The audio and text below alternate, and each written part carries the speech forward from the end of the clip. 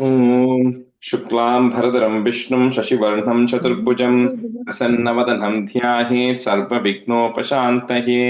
ॐ सहना भवतु सहनौ भुनक्तु सह वीर्यं करवावहै तेजस्विनावधीतमस्तु मा विद्विषावहै।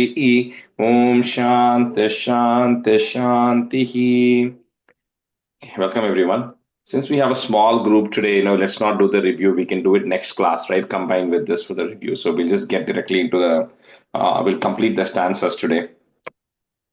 Okay, first half, Anu, you and maybe Nirmala, you can be students. First half. So we'll start from 73. Stavyaha, put is there, Stavyas. Stavapriyaha, another is Stavapriyas. Stotram. Stutihi, another is Stutis, Stota, Ranapriyaha. Purnaha, put a F there, Purna, Purayita, Punyaha, again a F there, Punyaf.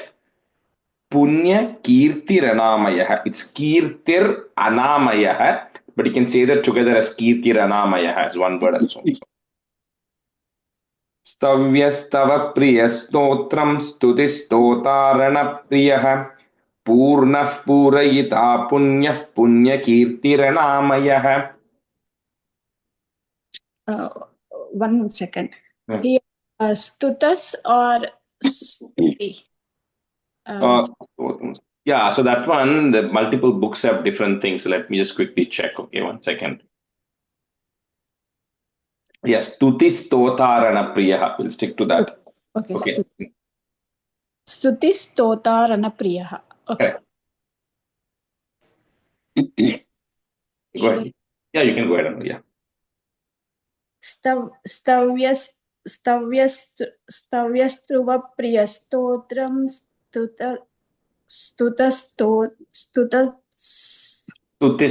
Tutistota.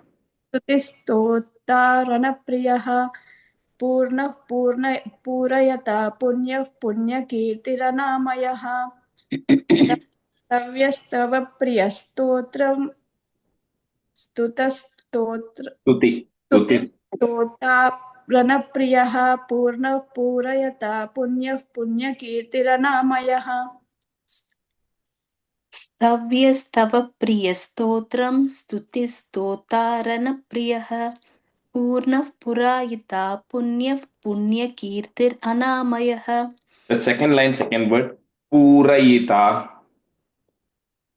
Okay. Purayita. स्तव्यस्तव प्रियस्तोत्रं स्तुतिस्तोतारनप्रियः पूर्णः पूरयिता पुण्यः पुण्यकीर्तिरनामयः. Manojavas Tirthakaro Vasureta Vasupradaha Vasuprado Vasudevo Vasur Vasumana Havihi. Manojavas Tirthakaro Vasureta Vasupradaha Vasuprado Vasudevo Vasur Vasumana Havihi. मनोजवस्तीर्थकरो वसुरेता वसुप्रदो वासुदेवो वसुर्वसुमना हविः मनोजवस्तीर्थकरो वसुरेता वसुप्रदो वासुदेवो वसुर्वसुमना हविः. मनोजवस्तीर्थकरो वासुरेता वसुप्रदो वासुदेवो Vasumana हविः. The first line is Vasureta. You said Vasureta, just Vasureta. मनोजवस्तीर्थकरो वसुरेता वसुप्रदो वासुदेवो Vasumana हविः. Sadgatihi, put a is there, Sadgatis. Satkritihi, another is Satkritis. Satta, Sadbhutihi, again is there instead of the Visarga. Sadbhutis, Satparayanaha. Shura Seno Yadu Sreshtaha, put a is Yadusreshtas Sannivasaha, again is Sannivasas Suyamunaha. So all those visargas which are coming there will have the S sound there. Sadgate Satkrite Satta Sadbhute Satparayanaha Shuraseno Yadusreshtas Sannivasas Suyamunaha. सद्गतिः सत्कृतिः सत्ता सद्भूतिः सत्परायणः शूरसेनो यदुश्रेष्ठः सन्निवासः सुयामनः Suyamunaha. सुयामुनः सद्गतिः सत्कृतिः सत्ता सद्भूतिः सत्परायणः शूरसेनो यदुश्रेष्ठः सन्निवासः सुयामुनः सद्गतिः सत्कृतिः सत्ता सद्बुद्धिः सत्परायणः शूरसेनो यदुश्रेष्ठः सन्निवासः सुयामुनः सद्गतिः सत्कृतिः सत्ता सद्बुद्धिः सत्परायणः शूरसेनो यदुश्रेष्ठः सन्निवासः सुयामुनः. Remember the second line, first word, it starts with a sha, sh, Shura Seno. Okay. Shuraseno. Bhuta Vaso Vasudevaha, again put a is there, Vasudevas. Sarva Sunilayo Nalaha, that's one long word, you cannot break it. So Sarva Sunilayo Nalaha. Darpaha, Darpado, Dripto. Dhurdarota Parajitaha. It's Dhurdarota Parajitaha. But if you are not able to say that long word, you can say Dhurdarota Parajitaha. You can make it as Aparajitaha if you are not able to say it. Otherwise, you can say the whole word together. Bhuta Vaso Vasudeva Sarva Sunilayo Nalaha Darpaha Darpado Drupto Dhurdarota Parajitaha. भूता वासो वासुदेवः सर्वासु निलयो नलः दर्पः दर्पदो दृप्तो दुर्धरो दापराजितः भूता वासो वासुदेवः सर्वासु निलयो नलः दर्पः दर्पदो दृप्तो दुर्धरो दापराजितः भूतवसो वासुदेवः सर्वासु निलयो नलः दर्पः दर्पदो दृप्तो दुर्धरोतपराजितः Durdarota and asam. Durdarota Parajitaha. दुर्धरोता पराजितिः दुर्धरोतपराजितिः पराजितः भूतवासो वासुदेव Bhuta Vaso. भूतावासो वासुदेवः सर्वासु निलयो नलः दर्पः दर्पदो दृप्तो दुर्धरोता पराजितः दुर्धरोत पराजितः Vishwamurtir ear sound. Vishwamurtir. Mahamurtir, another ear sound. Dita Murtir Amurtiman. Okay, so you can break at the ra if you want, or if you're saying it together. Deepta Murtira Murtiman. Aneka Murtir Avyakta. It's easy to break at the ra as Murtir and Avyakta. Avyaktaha is there. Put a ish. Avyaktash. Shata Murtihi. Again a ish to join it. Shata Murtish. Shatananaha. Vishwamurtir Mahamurtir Deeptamurtiramurtiman Anekamurtir Avyaktash Shatamurtish Shatananaha. विश्वमूर्तिर्महामूर्तिर्दीप्तमूर्तिरमूर्तिमान् अनेकमूर्तिरव्यक्तः शतमूर्तिः शताननः विश्वमूर्तिर्महामूर्तिर्दीप्तमूर्तिरमूर्तिमान् अनेकमूर्तिरव्यक्तः शतमूर्तिशताननः विश्वमूर्तिर्महामूर्तिर्दीप्तमूर्तिरामूर्तिमान् अनेकमूर्तिरव्यक्तः शतमूर्तिः And the sh sound, it's sounding like a sa. Shatamurtish Shatananaha.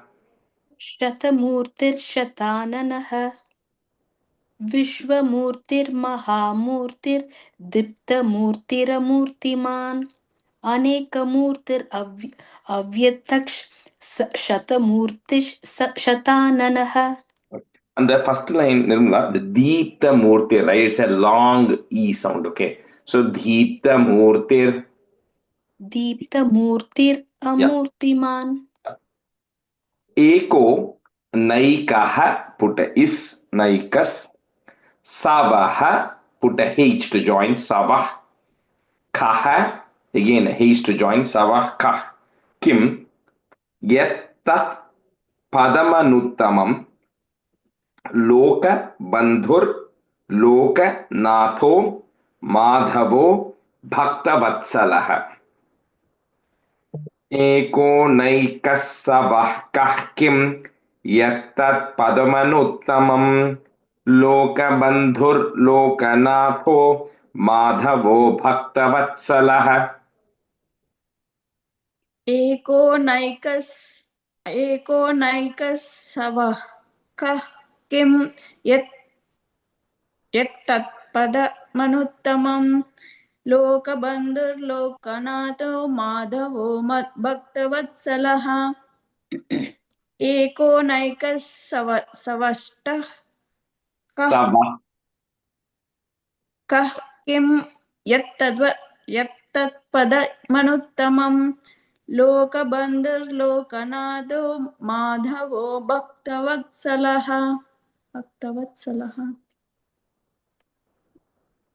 एको नैकस्तवः कः किं यतत् पदमन् उत्तमं लोकबन्धुर्लोकनाथो माधवो भक्तवत्सलः एको नैकस्तवः कः किं यतत् पदमन् उत्तमं लोकबन्धुर्लोकनाथो माधवो भक्तवत्सलः. A small correction on the first line, that yet tat, right? I felt like you are rushing through it a little bit so that it was not landing.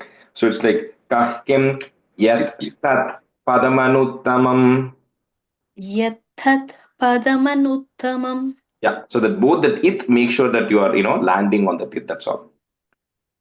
Suvarna varno hemango varangash varangash chandanangadi. So ing n sound, ing sound, chandanangadi. Viraha vishamaha, put ish, vishamash shunyo Ghrita chalaschalaha. So that is Ghrita achalaschalaha, but you don't have to break it that way. Just read the whole word together. Ghrita chalaschalaha. Suvarnavarno hemango varangaschandanangadi viraha vishamashunyo Ghrita chalaschalaha.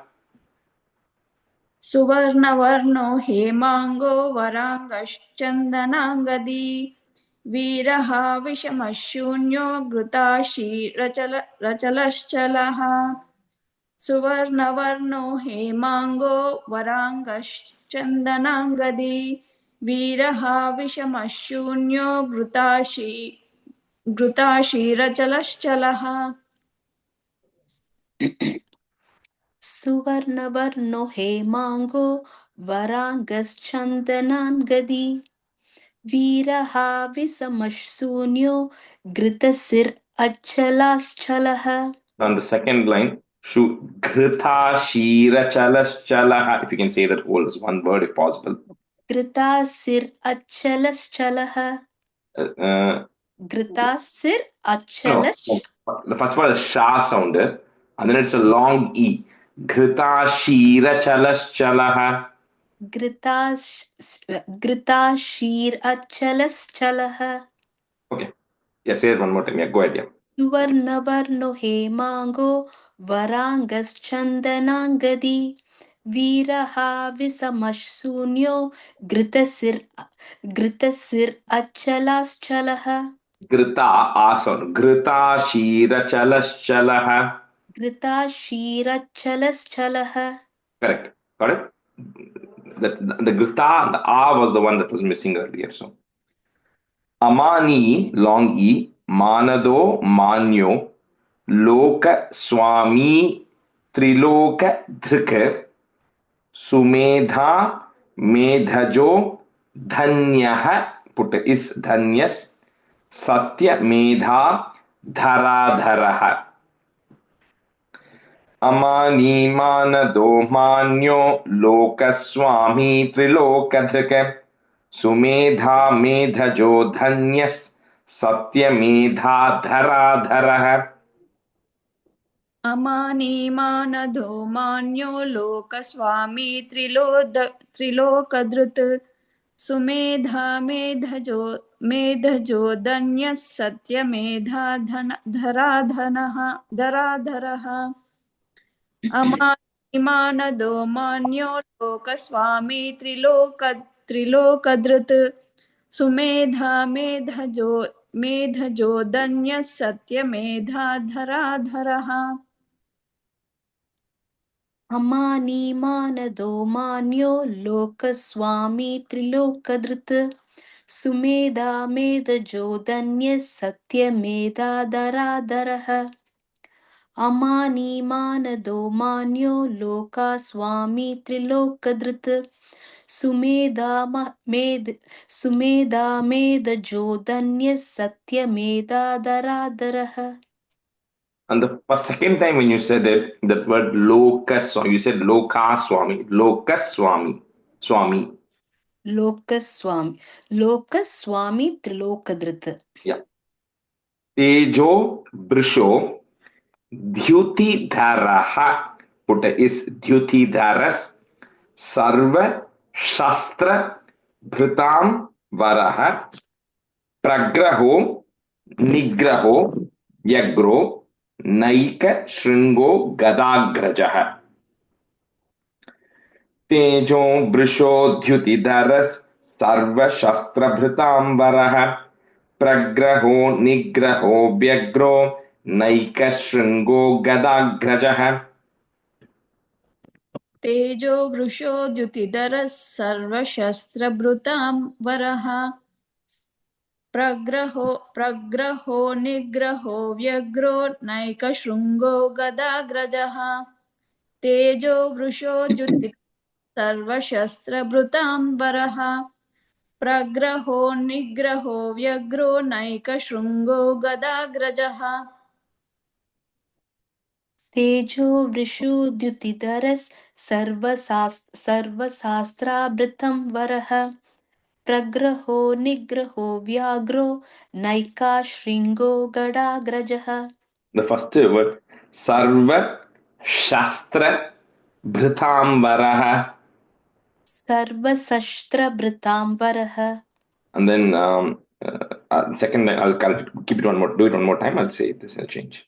तेजो वृषोद्युतिधरस् सर्वशास्त्राभृतं वरः सर्वशस्त्रभृतां वरः प्रग्रहो निग्रहो व्यग्रो नैकशृङ्गो गदाग्रजः. गदाग्रजः. चतुर्मूर्तिश् चतुर्बाहुश् चतुर्व्यूहश् chaturgatihi. So there's a ish which is coming at the landing of every single thing there. Chaturmurtish, chaturbahush, chaturvyuhash, chaturgatihi. Chaturatma, chaturbhavash, chaturveda videkapat. Chaturmurtish, chaturbahush, chaturvyuhash, chaturgatihi. Chaturatma, chaturbhavash, chaturveda videkapat. चतुर्मूर्तिश्चतुर्बाहुश्चतुर्व्यूहश्चतुर्गतिः चतुरात्मा चतुर्बावश्चतुर्वेदविदेकपात् चतुर्मूर्तिश्चतुर्बाहुश्चतुर्व्यूहश्चतुर्गतिः चतुरात्मा चतुर्बावश्चतुर्वेदविदेकपात्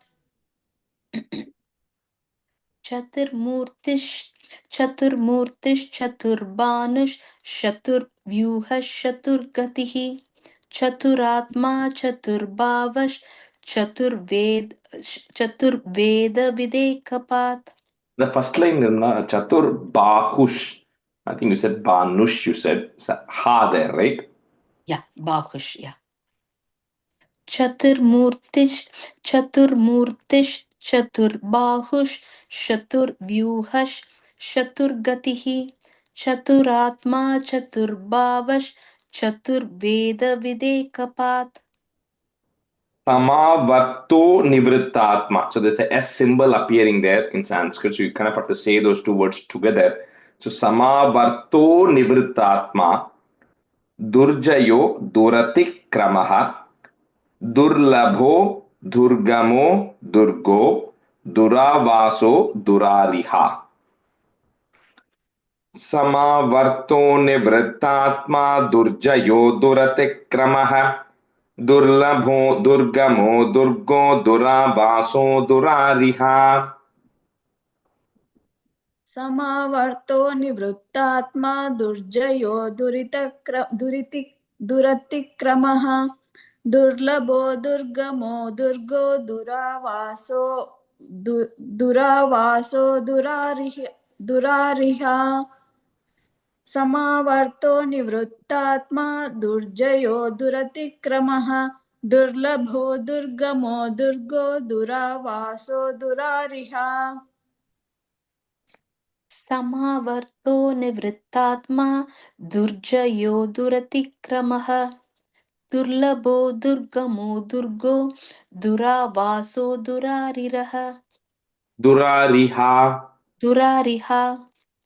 समावर्तो निवृत्तात्मा दुर्जयो दुरतिक्रमः दुर्लभो दुर्गमो दुर्गो दुरावासो दुरारिहा.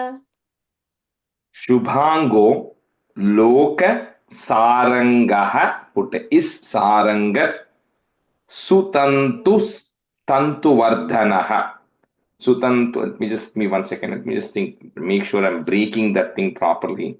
So 84 stutantus tantu vardhanah. So after that is the break, okay? Sutantus tantu vardhanah. Indra karma mahakarma kritakarma kritagamah.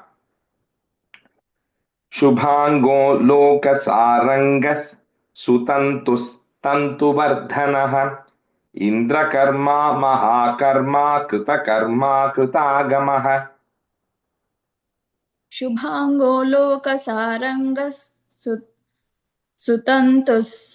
सुतन्तुस्तन्तुवर्धनः इन्द्रकर्मा महाकर्मा कृतकर्मा कृतागमः. शुभांगो लोकसारंगस् सुतन्तुस्तन्तुवर्धनः इन्द्रकर्मा महाकर्मा कृतकर्मा कृतागमः. शुभांगो लोकसारंगस् सुतन्तुस्तन्तुवर्धनः इन्द्रकर्मा महाकर्मा कृतकर्मा कृतागमः. शुभांगो लोकसारंगस्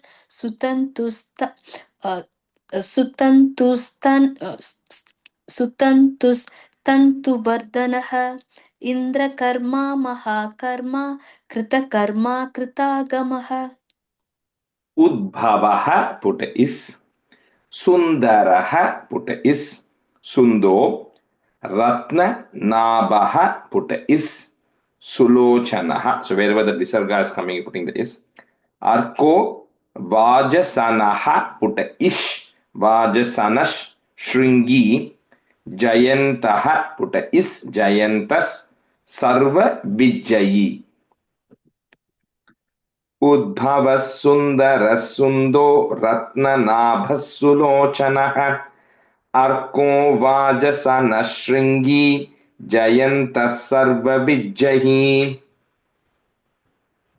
उद्भवः सुन्दरः सुन्दो रत्ननाभः सुलोचनः अर्को वाजसनः शृङ्गी जयन्तः सर्वविजयी उद्भवः सुन्दरः सुन्दो रत्ननाभः सुलोचनः अर्को वाजसनः शृङ्गी जयन्तः सर्वविजयी उद्भवः सुन्दरः सुन्दो रत्ननाभः सुलोचनः अर्को वाजशनः शृङ्गी जयन्तः सर्वविजयी उद्भवः सुन्दरः सुन्दो रत्ननाभः सुलोचनः अर्को वाजसनः शृङ्गी जयन्तः सर्वविजयी सुवर्ण बिंदु रक्षोभ्यः पुट इस रक्षोभ्यः सर्व वागीश्वरेश्वरः वागीश्वर ईश्वरः सो वागीश्वरेश्वरः महाह्रदो महागर्तो महाभूतो महानिधिः सुवर्णबिन्दुरक्षोभ्यः सर्ववागीश्वरेश्वरः महाह्रदो महागर्तो महाभूतो महानिधिः सुवर्णबिन्दुरक्षोभ्यः सर्ववागीश्वरेश्वरः महाह्रदो महागर्तो महाभूतो महानिधिः सुवर्णबिन्दुरक्षोभ्यः सर्ववागीश्वरेश्वरः महाह्रदो महागर्तो महाभूतो महानिधिः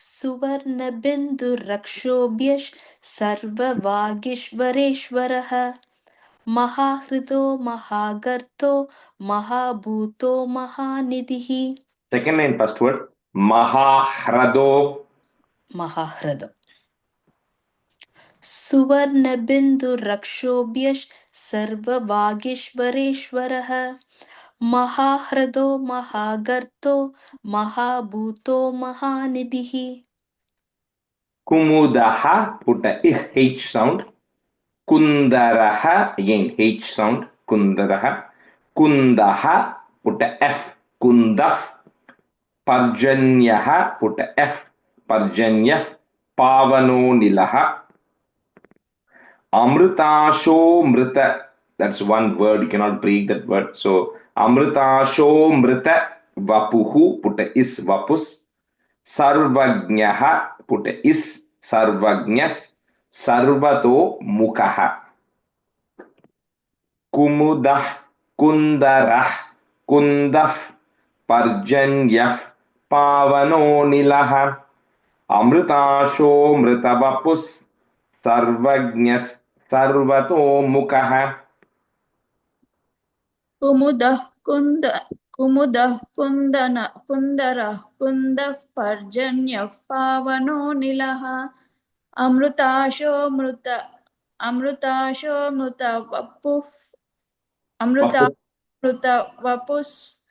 सर्वज्ञः सर्वतो मुखः कुमुदः कुन्दरः कुन्दः पर्जन्यः पावनो निलः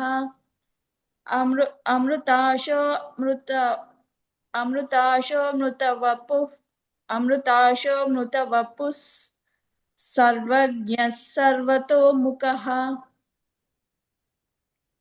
कुमुदः कुन्दरः कुन्दः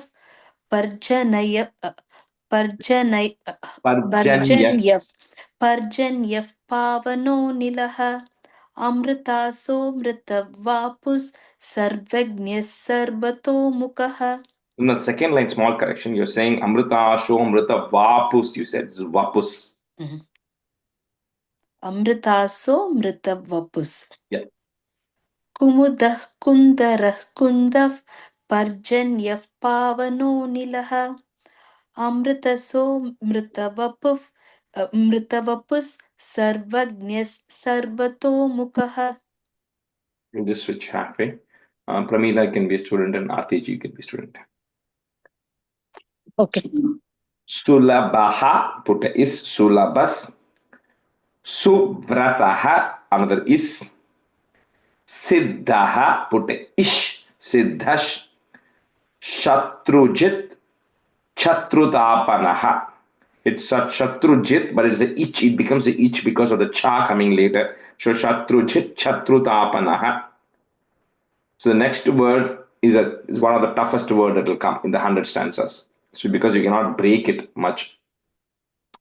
So Nyagro Dodumbaroshvatash. Up to that tash that is there, right? You cannot break it up to that. It's all continuous because there are two S symbols coming there. So Nyagro Dodumbaroshvatash Chanurandhra Nishudhanaha.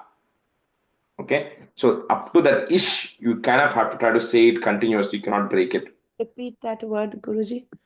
What's the word? The first word in the second line. Can you repeat that Yeah. whole? Nyagro Dodumbarosh Vatash. Vatash. Okay. Sulabhas Subratas Siddhash Shatrujit Chatrutapanaha Nyagrodhodumbarosh Vatash Chanurandha Nishudhanaha.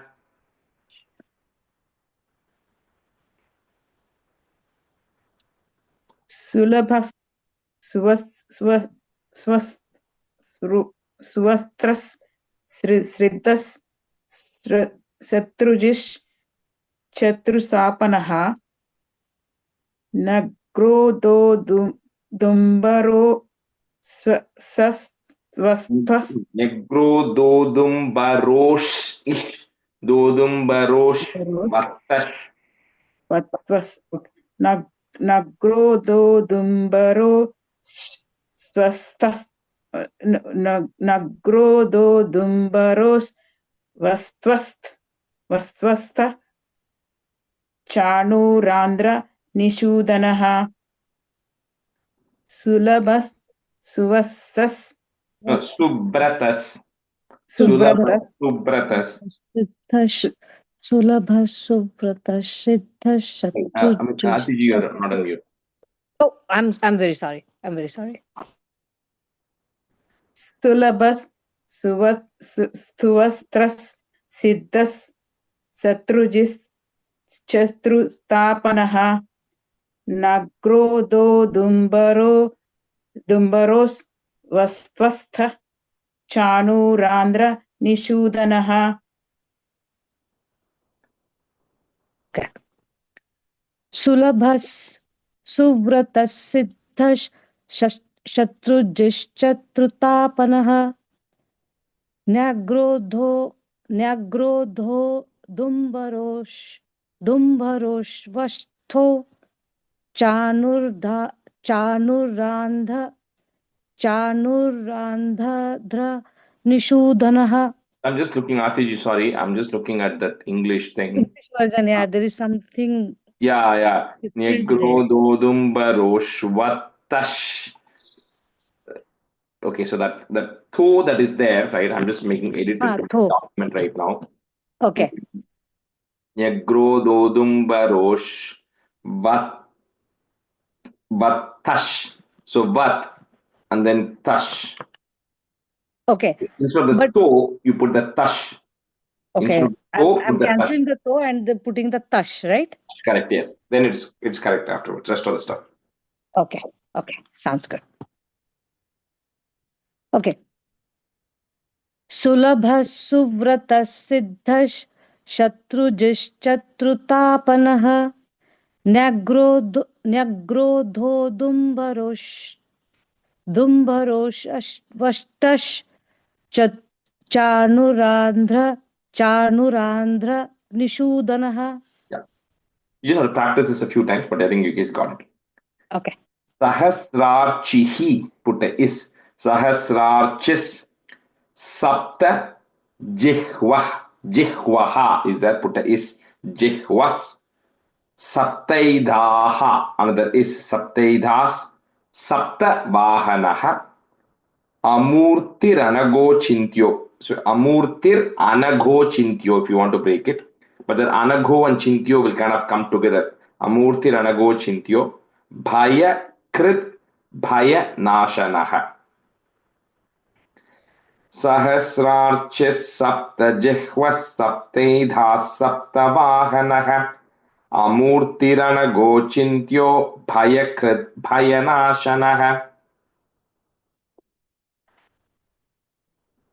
Sahasrachit saptajihvas saptaidas saptavahanaha amurti anagho chintyo bhayakrutyat bhayanasanaha Bhayakrid bhayanashanah.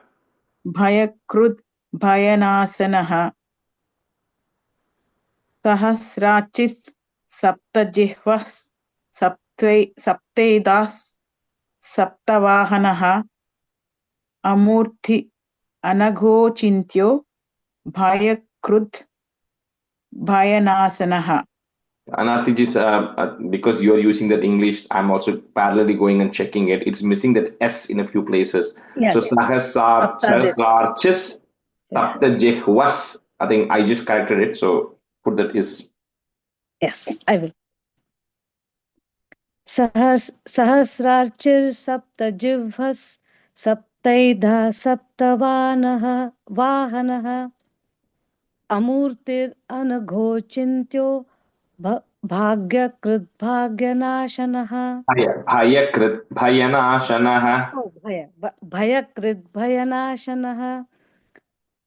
Sahasrarchir saptajivvas saptaidha saptavanah vahanah amurtir anagho chintyo bhayakrit bhayanashanah.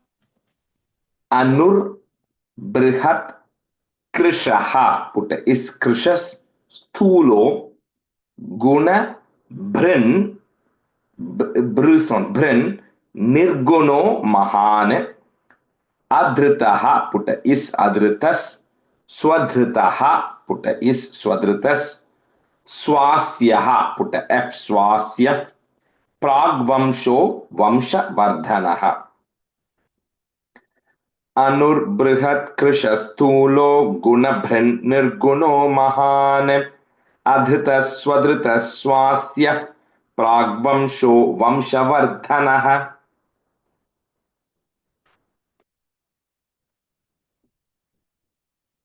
Oh, Pramila, you're on mute. Sorry. Anur bruhat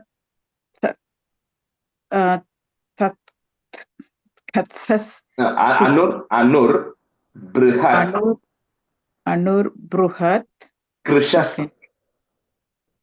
Okay, bruhat. Oh, krushak. Okay. Anur bruhat krushak sthulo guna brunni guno mahan adrutas swadrusyas swastas prangasyo vanshavardhanaha. Pragvamsho, second line. Pragvamso vanshavardhanaha. Anur bruhat brutkas No, krutas krishas. Krushas sthulo guna brunni guno mahan adbhutats No, adhritas swadrusas swastas prangaso vanshavardhanaha. I think that particular word you're saying something. It's pragvamsho. Pragvansho vanshavardhanaha.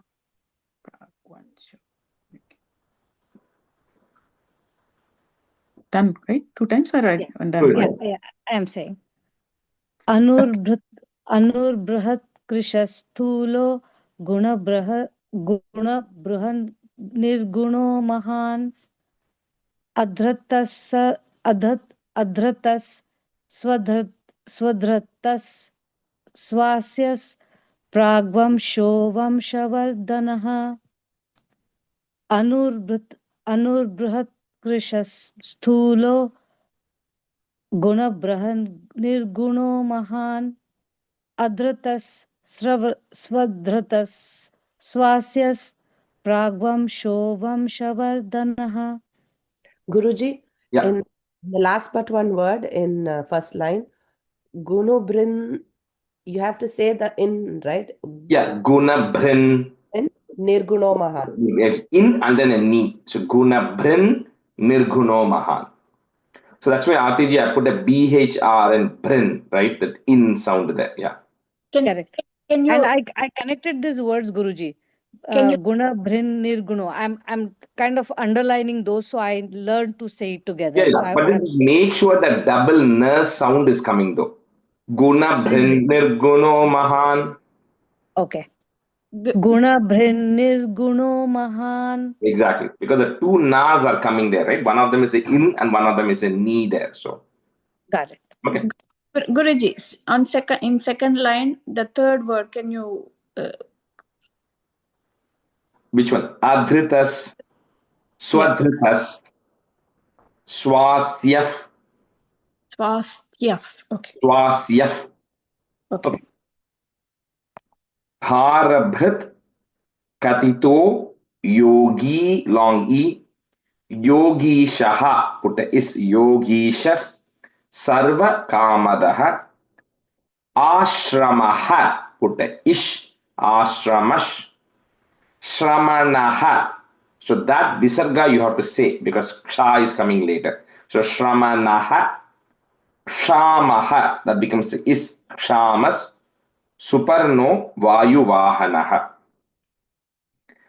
भारभृत्कथितो योगी योगीशः सर्वकामदः आश्रमश्रमणः क्षामः सुपर्णो वायुवाहनः.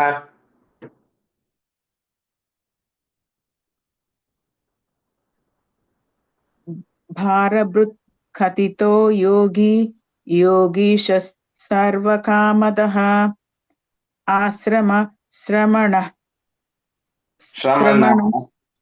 श्रमणः क्षामः सुपरो वायुवाहनः सुपर्णो okay Suparno वायुवाहनः. The second line, second word, shramanaha. Okay. भारभृत् कथितो योगी योगीश सर्वकामदः आश्रम श्रमण आश्रम श्रमणः क्षामः सुपर्णो वायुवाहनः. The second word again, shramanaha, that ha sound has to come. Okay.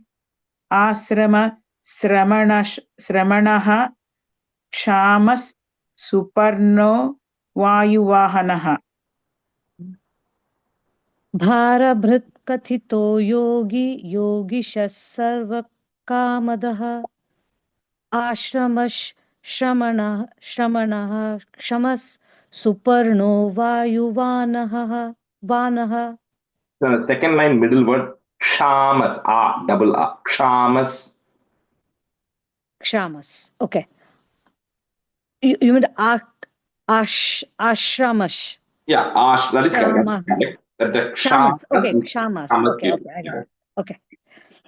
भारभृत् कथितो योगी योगिशः सर्वकामदः आश्रमः श्रामणः क्षामः सुपर्णो वायुवानः.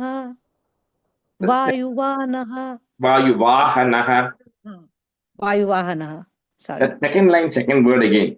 Shramanaha. Okay. Shramanaha.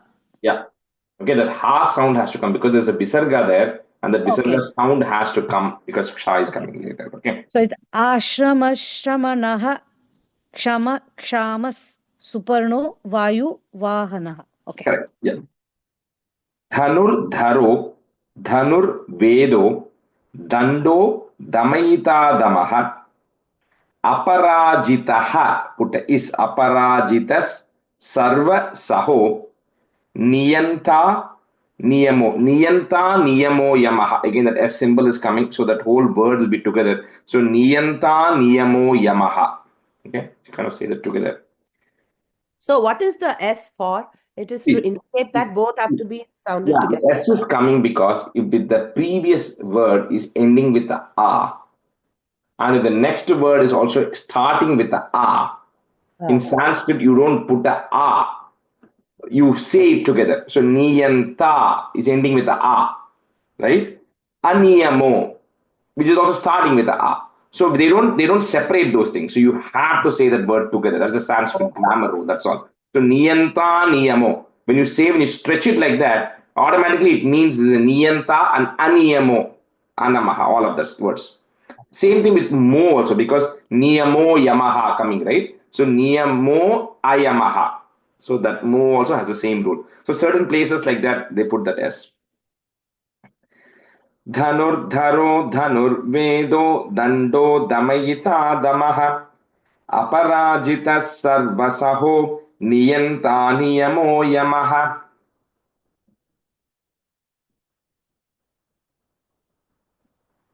धनुर्धरो धनुर्वेदो दंडो दमयुता दमः अपराजितः सर्वसहो नियंता नियमो यमः. धनुर्धरो धनुर्वेदो दंडो दमयुता दमः दमयिता दमः अपराजितः सर्वसहो नियंता नियमो यमः. धनुर्धरो धनुर्वेदो दंडो दमयिता दमः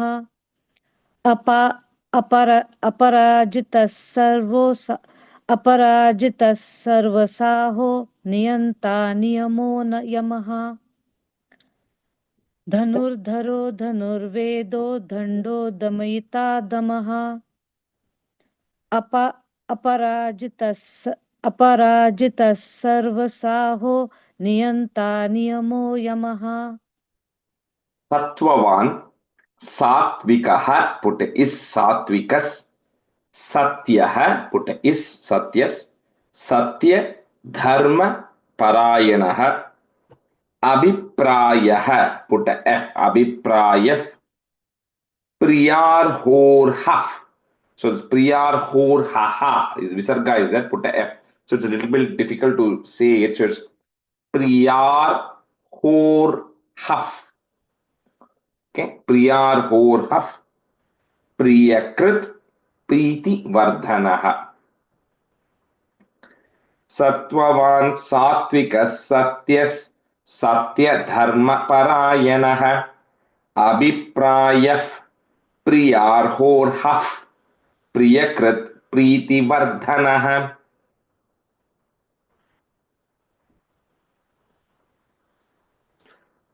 सत्त्ववान् सात्विकः सत्यस् सत्यधर्मपरायणः अभिप्रायः प्रियारोहः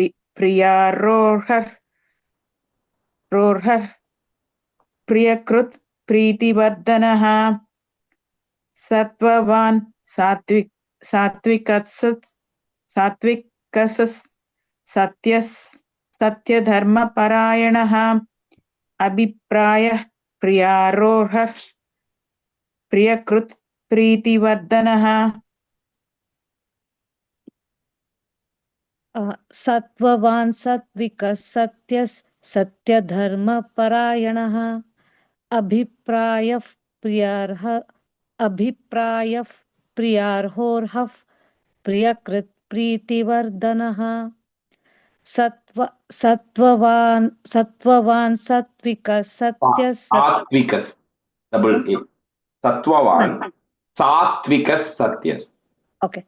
सत्त्ववान् सात्विकः सत्यः सत्यधर्मपरायणः अभिप्रायः प्रियर्होर्हः प्रियकृत् प्रीतिवर्धनः विहाय स गतिर् ज्योतिः पुट इस ज्योतिष सुरुचिर हुत भुग विभुः हुत भुग विभुः रविर विरोचनः पुट इस विरोचनस सूर्यः another is सूर्यस सविता रविलोचनः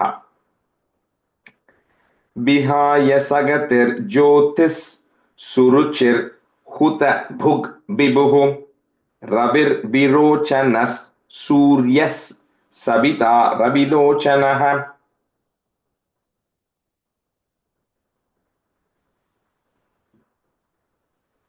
विहाय सगतिर्ज्योतिः सुरुचित भुग्विभुः सुरुचिर ओके सुरुचिर हुत भुग ओके हुत भुग्विभुः हुत भुग विभुः हुत भुग्विभुः ओके विहाय सगतिर् ज्योतिष सुरुचिर हुत भुग्विभुः रविर्विलोचनः सूर्यस् सविता रविलोचनः विहाय सगति ज्योतिष सुरुचिर हुत भुग्विभुः रविर्विलोचनः सूर्यस् सविता रविलोचनः. Second line, first word, Rabir Virochana, I have. You are saying Okay. Vilochana. Virochana, Suryas. Ravir Virochana. Oh, yeah. Ravir Virochanas Suryas Savita Ravilochanaha. Okay. विहाया सगतिर्ज्योतिः सुरुचिर हुत भुग विभुः रविर्विरोचनः सूर्यः सविता रविलोचनः विहाया सगतिर्ज्योतिः सुरुचिर हुत भुग विभुः रविर्विरोचनः सूर्यः सविता रविलोचनः Ananto Huta Bhug Bhokta Sukado Naikajo Grajaha. Again, same logic. Naikajo Agrajaha. That S symbol is coming. So Naikajo Grajaha. Anirvinnaha. Put is Anirvinnas Sada Marshi Lokadhishthanam Adbhutaha. You can break at that ma there. So Lokadhishthanam Adbhutaha.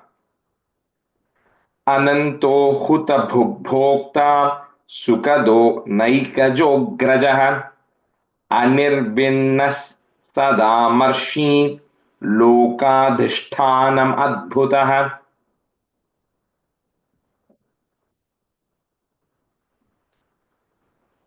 Ananto Hruta Bhokta Sukado Naikado Grajaha Anirvinnas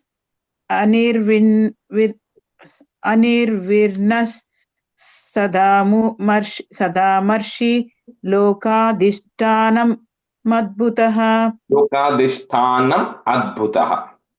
Adbhutaha. Okay. Ananto Hruta Bhokta Sukado Naikado Grajaha Anirvinnas Sadamarshi Lokadishtanam Adbhutaha. अनंतो हुत भोक्ता सुखदो नैकदो ग्रजः अनिर्विनः सदामर्षि लोकाधिष्ठानम् अद्भुतः अनंतो हुत भोक्ता सुखदो नैकदो ग्रजः अनिर्विनः सदामर्षि लोकाधिष्ठानमद्भुतः. The second line, first word, anirvinnas. So double n coming there. Anirvinnas.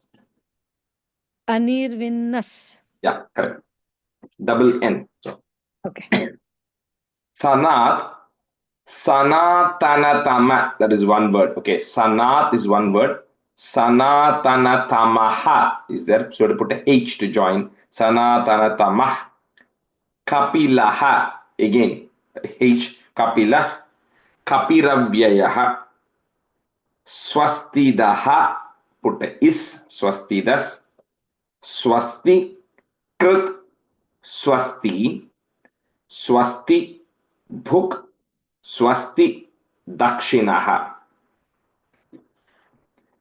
Sanat sanatanatamah. Kapilah. Kapiravyayah. Swasti das, swasti krit, swasti, swasti bhug, swasti dakshinaha. सनातनतमः कपिलः कपिरव्ययः स्वस्तिदः स्वस्तिकृत् स्वस्ति स्वस्तिभुक् स्वस्ति दक्षिणः सनातनतमः कपिलः Sorry, tamaha, it won't come. Tamah, H sound. तमः okay सनातनतमः कपिलः कपिरव्ययः रव्ययः स्वस्तिदः स्वस्तिकृत् स्वस्ति स्वस्तिभुक् स्वस्ति दक्षिणः. Done 2 times or 1 time? Done 2 times, yeah. Done 2 times, yeah. Yeah, done. Thank you. Okay. सनातनतमः कपिरव्ययः स्वस्तिदः स्वस्तिकृत् स्वस्ति स्वस्तिभुक् स्वस्ति दक्षिणः. Same Atiji, that first line, sanatanatamah. सनातनतमः. No, try it again. सनातनतमः. You're saying tamaha, you're saying there's no a at the end, so remove the chop of that a. Sanatanatamah. सनातनतमः. Tamah. Tamah. Yeah, that's all. No a at the end, that's all. Okay. Tamah. Just tamah. Tamah. H, Tamah. right? In the English version, let me just check. Not ha. Yeah. Yeah, not HA, ha, but there is it's a no H. HA after that. Yeah. Got it. Kapila kapiravyah. Kapiravyayah. Kapiravyayah. Swasti da swasti krit swasti swasti bhuk swasti dakshinaha. Okay, we'll stop it here today. Krishnaya Parabhimane Namaha. काहेन वाचा मनसेन्द्रिये वा बुद्ध्यात्मना वा प्रकृते स्वभावात् करोमि यत् सकलं परस्मै नारायणायेति समर्पयामि. Thank you everyone.